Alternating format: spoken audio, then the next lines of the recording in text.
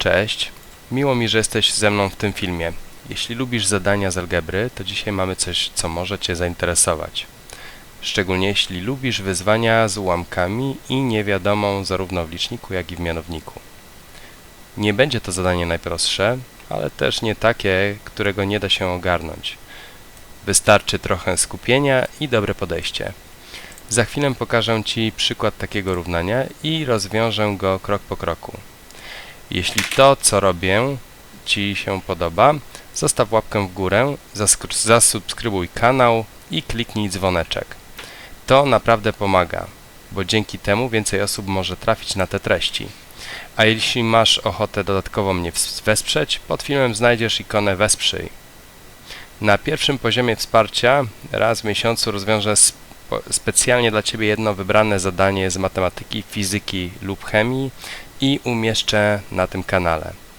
Na kolejnym poziomie mamy już jedną 45-minutową lekcję online miesięcznie w pełni indywidualną. A najwyższy poziom wsparcia to 4 takie lekcje miesięczne. Idealnie, jeśli chcesz systematycznie działać ze mną i szybko iść do przodu. W dzisiejszym materiale rozwiążę z Tobą takie oto równanie. X podzielone przez 3 plus 9 podzielone przez x równa się 4. To typ równania, który łączy w sobie dwie rzeczy, ułamek zwykły oraz wyrażenie z niewiadomą w mianowniku. Można je próbować przekształcić na różne sposoby. Mnożyć przez wspólny mianownik, próbować sprowadzać do wspólnego mianownika, a czasem nawet zastąpić coś pomocniczą zmienną, ale nie uprzedzajmy faktów. Pokażę Ci dokładnie krok po kroku, jak ja do niego podchodzę i dlaczego wybieram właśnie tę metodę. Zatem przyjrzyjmy się temu zadaniu. Mamy tutaj dwa ułamki i jakąś liczbę. Natomiast ta liczba również mogłaby być zapisana jako ułamek. Więc w sumie mamy tutaj w tym zadaniu ułamki. Mamy dodawanie, więc aby dodać ułamki potrzebowalibyśmy wspólnego mianownika. Więc właśnie moglibyśmy sprowadzić do wspólnego mianownika. Ja natomiast chciałbym pozbyć się wszystkich tych mianowników i zapisać to równanie jako sumę jednomianów.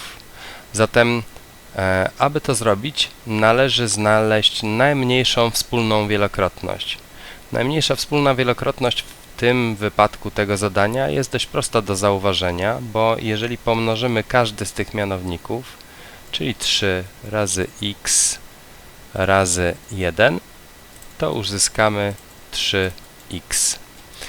Więc aby prawidłowo to rozwiązać, trzeba zacząć od wymnożenia obydwu stron przez 3x. Mnożymy. Jeżeli mnożymy przez 3x, to 3x pojawia się w liczniku każdego z tych wyrażeń. Pokażę Wam, jak to wygląda. 3x razy x przez 3 plus 3x razy 9 przez x równa się 4 razy 3x przez 1. Tutaj zmieniłem kolejność, co w przypadku mnożenia nie ma znaczenia. Możemy sobie poskracać te ułamki, na przykład tutaj trójkę z trójką przez 3. Możemy tutaj skrócić x przez x i tutaj nic nie możemy skrócić. Zapiszmy wyniki. Mamy x kwadrat plus 3 razy 9, czyli 27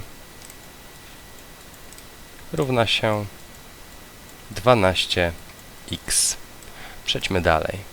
Przekształcimy sobie to równanie w ten sposób, że obustronnie odejmiemy 12x, po to, aby po tej stronie było 0 i aby łatwiej nam było rozwiązywać. Przy okazji przekształcimy to w ten sposób, że ta liczba znajdzie się na drugim miejscu tuż za x kwadrat. Czyli x kwadrat minus 12x plus 27, a to jest równe 0, bo odjęliśmy tutaj 12x i się skróciło. Mamy teraz takie oto zadanie. Skorzystam tutaj z tak zwanej faktoryzacji, czyli nie będę liczył wyróżnika kwadratowego, czyli delty, tylko właśnie sprawdzę sobie, jaki iloczyn daje mi 27, a następnie dodam te liczby i sprawdzę, czy wyszło mi minus 12. Przyjrzałem się tej liczbie i po pierwsze zauważam, że jest tutaj minus, więc będę szukał iloczynu dwóch liczb ujemnych, aby suma dała liczbę ujemną. Czyli zakładam, że to będzie minus 3 razy minus 9. Jeżeli dodamy tę liczbę, zamienimy sobie, to wyjdzie nam minus 12, a minus 12 jest właśnie tutaj, więc zapiszmy to w ten sposób.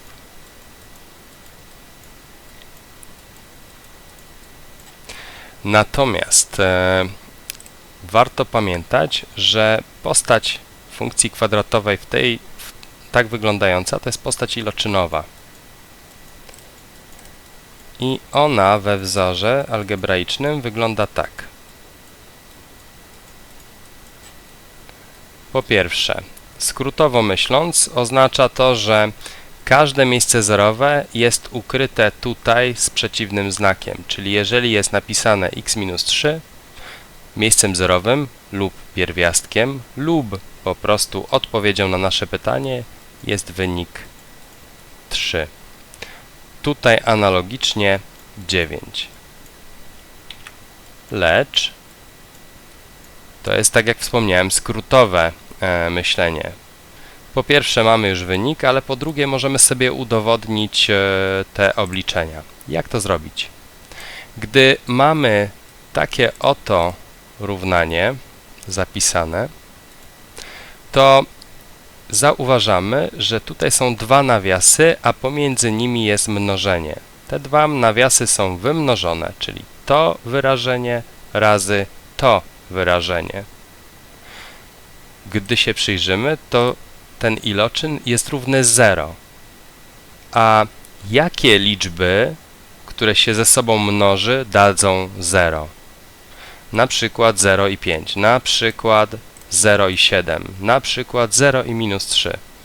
Jakiekolwiek mnożenie ze zerem da nam liczbę równą 0, gdy je ze sobą wymnożymy.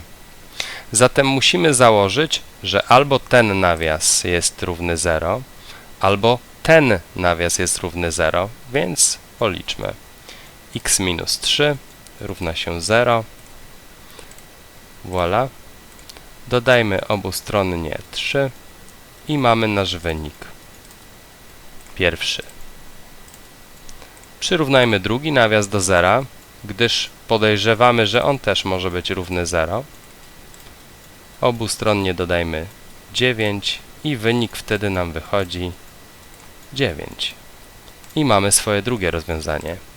I to są prawidłowe rozwiązania. Jeżeli tak mieliście na samym początku tego zadania, tutaj jak tylko ukazało się działanie, to tak jak najbardziej macie rację, ale może nie wierzycie. Spróbujmy je w takim razie przepisać.